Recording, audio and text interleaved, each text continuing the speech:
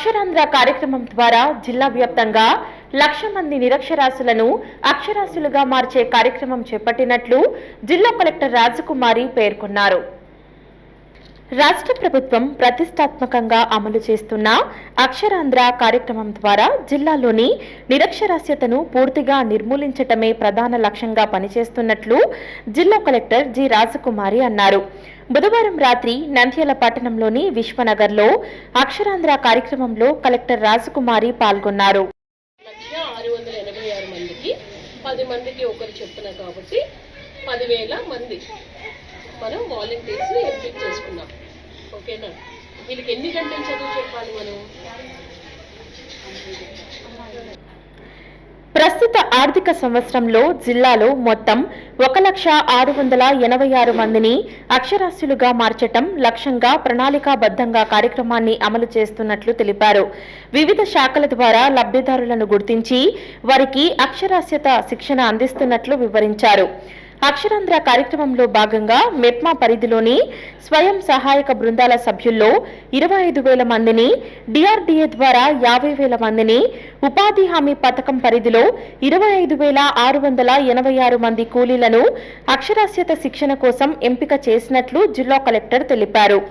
ఎంపికైన లబ్ధిదారులకు మొత్తం 100 గంటల పాటు చదవటం, రాయటం, ప్రాథమిక గణితంపై శిక్షణ అందిస్తున్నట్లు పేర్కొన్నారు.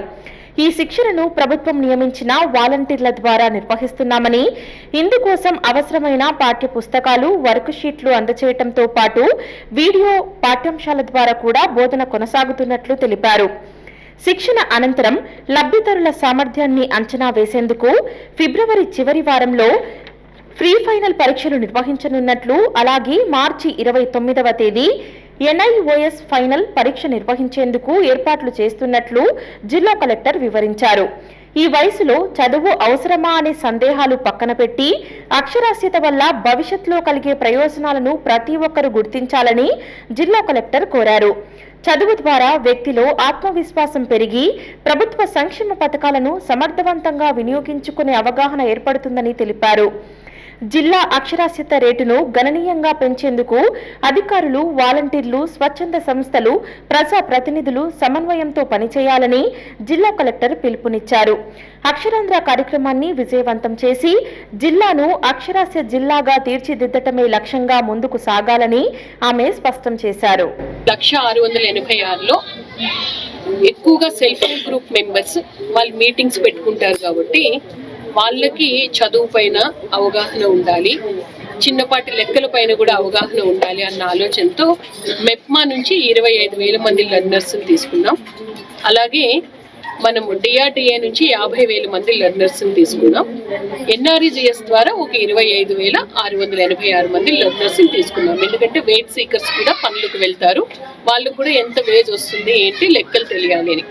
వీళ్ళందరికీ కూడా ఫిబ్రవరి ఆఖరి వారంలో ప్రీ ఫైనల్ ఎగ్జామ్ ఉంటుంది. మార్చి 29th final exam NIOS exam రాయాల్సి ఉంటుంది. దీనికి సంబంధించి మన గవర్నమెంట్ నుంచి మనకు 2 బుక్స్ వచ్చినాయి. వీళ్ళకి వాలంటీరు చదువు నేర్పించే వాలంటీర్కి టెక్స్ట్ బుక్, చదువు ఎవరు నేర్చుకుంటున్నారో వాళ్ళందరికీ వర్క్ షీట్స్ ఇవ్వడం జరిగింది. అంటే కొంతమంది పూర్తిగా చిన్నపాటి అక్షరాలను గుర్తుపట్టగలరు, కొంతమందికి అక్షరం గుర్తుపట్టడము రాదు, రాయడం కూడా రాదు. వీళ్ళందరికీ కూడా మోటివేట్ చేసి మనం వీళ్ళకి అక్షరాలు గుర్తుపట్టి అక్షరాలు రాసి చిన్న కూడికలు తీసివేతలు తెచ్చే స్థాయికి తీసుకువెళ్ళడానికి 100 గంటలు వీళ్ళకి చదువు నేర్పించి వర్క్ షీట్స్ కూడా నేర్పించాలి. హలో అండి, నేను మీకు Rakshitha. Please to subscribe Nandyal communications.